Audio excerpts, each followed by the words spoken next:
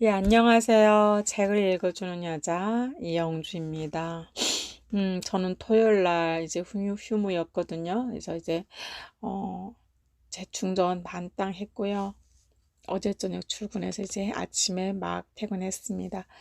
사실은 이제 그 신생아들 케어하는 일이 이제 겉으로 보기에는 굉장히 쉬워 보이거든요. 근데 이제 아가들도 이제 다 지금은 많이 안 낳잖아요. 예, 귀하게 이제 키우고 귀하게 이제 자려니까 엄마 배 안에서부터 이제 좋고 예쁘고 좋은 음식들을 이제 먹고 건강하게 자란 아가들 3kg 이제 넘거든요.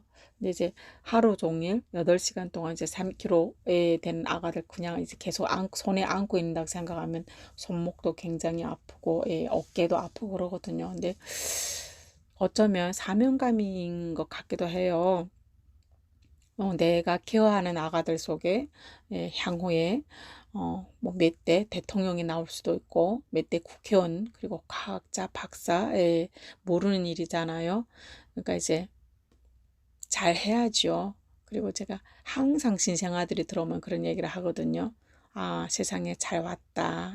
전번에도 언제 얘기한 일 있지만 음, 참 힘들긴 하지만 그래도 음, 살아갈 이유도 있고 살아갈 멋이 있고 세상에 온 것을 환영한다. 저는 항상 그런 인사로 새 아가를 맞이합니다.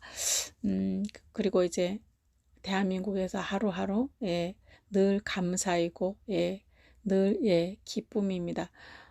항상 비교되는 삶을 사니까 내가 지금 절기도 이제 보면 가을 알라 다녀야 되고 막 산에 들러 막 그 상상하면 이제 막 너무 이제 힘든 거예요. 근데 내가 이제 대한민국에 왔을 때는 그런 삶이 아니잖아요.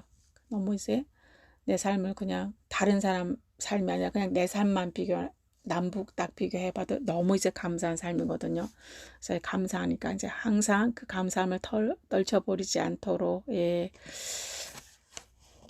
그런 생각을 하면서 이제 살고 있습니다. 오늘 제가 읽어드릴 제목은요. 냉면과 달걀로 호송 도중 탈출이라는 제목입니다. 한국에서는 서울에서 부산까지 KTX로 3시간도 채 안 돼 걸리지만 비슷한 거리인 신의주 정진을 우리는 3일 밤낮을 보내고서야 겨우 도착했다. 정진은 함경북도 도청 소재지다. 열차가 하나밖에 없는 철길로 가다가 전기가 끊어져 서고 또 이제 뭐가 안 돼서 서고 마주오는 열차를 피해서 서고 아무튼 그렇게 서고를 몇 번을 해서 3일이나 지나서 우리는 정진역에 간신히 들어섰다. 정진에서 우리 집까지 가려면 지금까지 온 만큼 시간이 더 필요할 것 같다는 생각도 들 즈음이다. 나는 신의주 단련대에서 호송되기 전 중국에서 함께 북송되었던 우리 팀의 제일 친한 언니하고 약속한 것이 있었다. 그게 뭐냐 하면 우리를 이제 호송하는 도중에 탈출해서 다시 중국에서 만나자는 것이었다. 그렇게 하자면 그 장소가 그 약속에 가장 걸맞는 장소가 바로 정진역이라고 생각했다. 인구 밀도도 높고 함경북도에서는 제일 큰 시가지이기도 하고 그리고 정진에서는 원송으로도 갈 수 있고 무산으로도 갈 수 있고 원송이나 무산은 다 둔방강을 끼고 있는 곳이고 그리고 또 이제 워낙 시가지다 보니 도망을 가도 잡히지 않을 것 같다는 나만이 계산에 서였다. 어찌어찌해서 얼마간의 중국 돈도 내 주머니에 있었다. 물론 호송 보안원에게는 돈이 있다는 것을 절대 모르게 해야 했다. 나는 탈북하기 전 직업이 철도 종사자였고 나름대로 통신을 이용해서 집에 전화를 하는 방법도 알고 있고 하니 나에게 탈출할 수 있는 가장 유리한 곳은 정진역이었다. 우리가 청진역에 도착해서 짐을 풀고 있는 사이 나는 같이 호송되는 이들에게 큰 소리로 삶은 계란이 먹고 싶다고 얘기했다. 보안원이 들으라고 그런 얘기를 했고, 보안원은 우리들 손에서 수갑을 풀어줄 테니 서로서로 잘 감시하라면서 오름장을 놓았다. 계획을 세워놨으니 도망칠 구멍은 이제부터 만들면 된다고 그렇게 생각했다. 같이 도망가기로 약속했던 언니와 나는 눈 맞춤을 하고 냉면도 먹고 싶고 계란도 사올 테니 돈을 달라고 했다. 엄마가 나를 데려오라는 차비를 주었으니 나는 당당히 요구할 수 있었다고 생각을 했고 우리를 호송하는 보안원에게 돈을 달라고 요구했다. 당시 북한에서는 삶은 계란 그냥 먹을 수 없는 간식거리는 아니다. 집에서 키우는 닭이 알을 낳으면 그것을 내다 팔아서 생필품을 사기도 하고 쌀을 사기도 한다. 그만큼 계란은 아무 때나 먹는 음식이 아니라 1년에 한두 번쯤 봄, 여름에 학교에서 등산을 갈 때든지 아니면 잔치집에 가서 겨우 반알씩 얻어먹던 귀한 것이었는데 내가 두 번째 북송 당할 때 역시도 계란은 풍족한 것이 아니라 역시나 귀한 것으로 되어 있었다. 청진역 앞에서 내다보니 옹기종기 모여 앉은 식당들이며 음식 가게들이 나란히 서 있었다. 그래서 보안원에게 여기서 우리를 지켜보면 되지 않냐고 가서 삶은 냉면이랑 삶은 계란을 우리 인원에 맞게 사오겠으니 돈을 달라고 졸랐다. 조금은 흔들릴 것 같은 보안원의 눈동자를 나는 가만히 지켜보면서 이때라고 생각하고 더 격하게 졸라댔다. 김밥, 두부밥, 인조고기밥 등 북한이 아사로 달북 대려를 만들었던 1990년대 후반에 시장에 나온 그런 음식들, 북한의 대표적 길거리 음식들이 청진역 앞 3m 앞에 가지런히 길게 놓여 있었다. 그 뒤로 냉면집이라고 쓴 간판들도 사이좋게 여기저기 걸려 있고 딱 봐도 한눈에 다 들어오는 거리였다. 신의주에서부터 여기까지 잘 왔는데 집을 코앞에 두고 감히 도망할 이유도 없고 도망한다 해도 얼마든지 잡을 수 있는 거리라고 판단을 했는지 아니면 인원수대로 냉면과 삶은 계란을 꼭 사올 거라는 내 제안이 탐이 났는지 한참을 생각해 보던 보안원이 드디어 오케이 사인을 했다. 우리는 국수집에 가서 냉면과 삶은 계란을 우리 인원수대로 주문했다. 그릇은 다시 돌려주기로 또 돌려주면서 받기로 하고 돈을 좀 더 주고 그릇채로 가져왔다. 뜻밖의 눈썹을 휘날리며 빨리 돌아온 우리를 보고는 보안원을 싱거워 듣는다. 북한의 냉면은 감자 전분으로 반죽해서 바로 국수로 뽑아 얼음을 띄어서 먹는데 북한에서는 녹마국수라고 부른다. 근데 사실 녹마국수는 국수 면에는 맛이 없다. 그 육수에서 양념 맛으로 이제 먹는 건데 그때 고향에서 먹었던 국수 맛 말로 설명할 수 없는 맛이다. 글을 쓰는 지금도 책을 읽는 지금도 군침이 돌 정도다. 우리는 각자 앞으로 차려진 감자전분 냉면을 뚝딱 해치웠다. 그런데 보안원 둘은 군복을 입고 역전 의자에 앉아서 죄인들과 같이 냉면을 먹는 것이 체면을 구기는 일이라고 생각이 들었는지 안 먹겠다고 손사래를 막 한다. 보안원들이 경계가 느슨해진 틈을 타서 우리 둘은 그릇을 이제 돌려줘야 된다고 하면서 정지인 대합실 문을 열고 나가 그 냉면집에 그릇을 돌려주고 그 길로 도망을 쳐버렸다. 나중에 알게 된 사실이지만 우리 둘을 기다리던 보안원 중 나를 조사하던 보안원인 우리가 도망갔다는 사실을 아는 순간 심장 쇼크를 일으켜 우리를 쫓을 여유가 없었단다.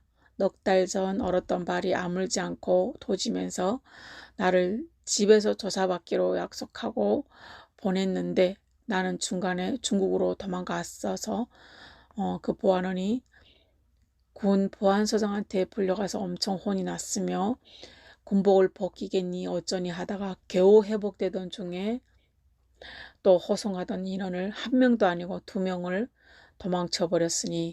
도망가게 내버려 뒀으니 아마 눈앞이 캄캄했을 것이다. 마음도 또 착하고 심장이 약한 보안원이 그만 혼절해 버렸다. 도망에 성공한 그 언니와 나는 그것도 모른 채 청진수장, 수남시장과 포항 메뚜기시장을 돌면서 그동안 철창 안에서 몇 달 동안 갇혀서 굶주렸던 배를 한껏 채우고 다녔다. 북한 사우나에 처음 들어가 몇 달 만에 때도 박박 미뤄보았고 북한식 마사지도 받아보았다. 또 한 손에는 북한에서 당시 나오는 유명한 꽃게를, 또 한 손에는 순대를, 그리고 내가 좋아하는 노란 강냉이 국수를 사리채로 들고 다녔고 또 아는 동생네 집에 찾아가서 해 먹기도 했다.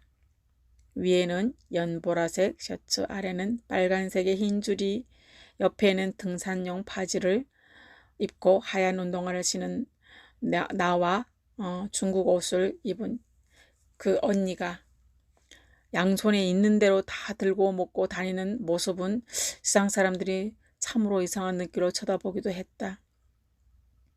그런데 창피하고 부끄러움은 보는 자의 몫이었고 우리 둘은 쳐다보는 사람을 의식할 사이도 없이 부지런히 그동안 굶은 것을 봉창하고 다녔다.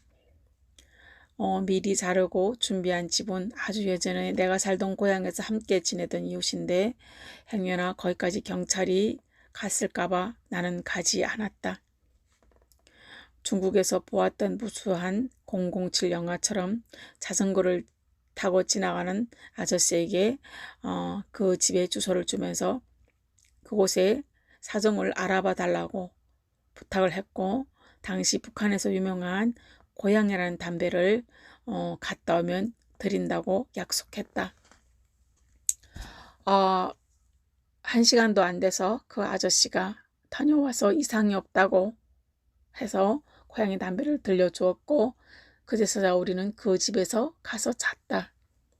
이제 중국으로 들어가려면 고향이 아닌 무산 쪽으로 가야 했었다. 가기 전에 가족들이 소식을 들으려고 우체국에 들려서 동생한테 전화를 하니 동생 대번에 화를 냈다. 너만 살겠다고 도망쳤다며 담당 보안은 너 때문에 심장 솟고 일어나서 당장 죽게 생겼구만. 손아래 동생이 하는 말에 나도 사실은 사색이 되었다. 일단 나 살겠다고 호송 도중 도망을 쳤지만 사실 인간적으로 봤을 때는 그 보안원한테 너무 못할 짓을 한 것 같아서 생각이 많아졌고 미안해졌다. 그 보안원은 장가를 간 지도 오래되지 않았고 두 돌이 조금 안 되는 아들도 있었다. 또 나보다 1살 어리긴 했지만 저번에 나 때문에 나를 조사하다가 나를 놓쳐먹은 것 때문에 군복 복귀 직전까지 갈 정도로 힘들었고 또 이제 보안원들이 가는 단련대 같은 것들도 있는데 그 단련대에서 몇 달 또 고생까지 했다는데 이번에까지 이런 일을 겪게 만들면 그 보안원한테는 정말 인간적으로 큰 빚을 진 것 같다는 생각이 들었다. 그렇게 내가 중국으로 가버린다면 평생 마음이 빚으로 남을 것 같고 하늘이 벌을 내릴 것 같다는 생각도 들었다. 내가 여기서 성공해서 두만강을 넘어 중국으로 간다고 해도 한 가정이 가장이고 가장인 그 보안원이 목숨과 인생을 내가 빚지고 잘 살 자신이 없었다. 나는 이미 북한에서는 더 내려설 데 없는 죄인인데 그는 군사복무 잘 마무리하고 보안원의 삶을 선택하 그리고 새 삶을 살아가는 그에게 나는 너무 못할 짓을 한 것 같았다. 그 보안원에게 나를 양보해 줌이 같은 자식을 가진 엄마의 가장 최선의 방법이고 인간이 도린 것 같다는 생각이 자꾸 내 머리에서 왔다 갔다 했다. 결국 나는 소위 자수를 선택했다. 그 선택 때문에 나는 진짜 살아있는 지옥을 경험하게 되었다. 함께 도망을 했던 짝꿍 언니에게는 네 갈 길 가라고 먼저 보냈고 동생한테는 내가 있는 주소를 알려주고 보안원과 같이 와서 나를 데려가라고 전화를 했다. 다음날 동생하고 그 담당 보안원과의 재회가 이루어졌고 나는 나와 수많은 이들이 지옥이라고 불렀던 첫 감옥 관문을 내 손으로 나는 열고 들어갔다. 그런 선택을 자신 있게 할 수 있었던 것은 45일간 신의주 보이부에서 간절하게 드렸던 그 기도를 통해 하나님이 어떤 상황 속에서도 내가 다시 중국으로 가서 가족들과 만나게 하실 것이라는 확실한 믿음도 있었다. 여기까지입니다. 제가 제 인생에서 가장 잘한 거 이제 몇 개 꼽는다면 제가 읽어드린 제가 이 책을 낸 것하고 그리고 대한민국에 세 번 탈북해서 성공한 거하고 그 보안원 친구를 살리겠다고 내가 내 발로 교도소에 자차에 들어간 거에 비록 어떻게 보면 좀 모자라지 않나 이런 생각이 들지도 모르겠지만 제 입장에서는 그때 그랬습니다. 내가 첫 번째도 그분한테 조사를 받다가 도망을 했고 이제 두 번째도 내가 이제 그렇게 도망을 해버리면 그분한테는 내가 그분한테서 해코지 한 번도 당한 적이 없는데 그분 인생을 그냥 막 송두리째 그냥 다 이제 무너지게 만들어 놓는 것 같다는 생각이 들더라고요. 그래서 내가 그런 생각을 했는데 지금 생각해 봐도 잘한 것 같아요. 네. 그래서 이제 그런 선택을 했는데 후회는 없었습니다. 뭐 환절기 건강을 잘 지키셨으면 좋겠고요. 뭐 새벽에는 약간씩 춥다가 또 낮에는 따뜻하네요. 부러지기도 하고 또 월요일이니까 이번 주도 건강하게 가족들하고 또 잘 씩씩하게 살아나갈 수 있도록 기도하는 하루가 되었으면 좋겠습니다. 그리고 참 별 볼 일 없는 제 TV를 사랑해 주시고 꾸준히 또 들어주시는 모든 분들한테는 정말 진심으로 고맙고 감사하다는 얘기를 드리고 싶습니다. 안녕히 계십시오. 이영주였습니다.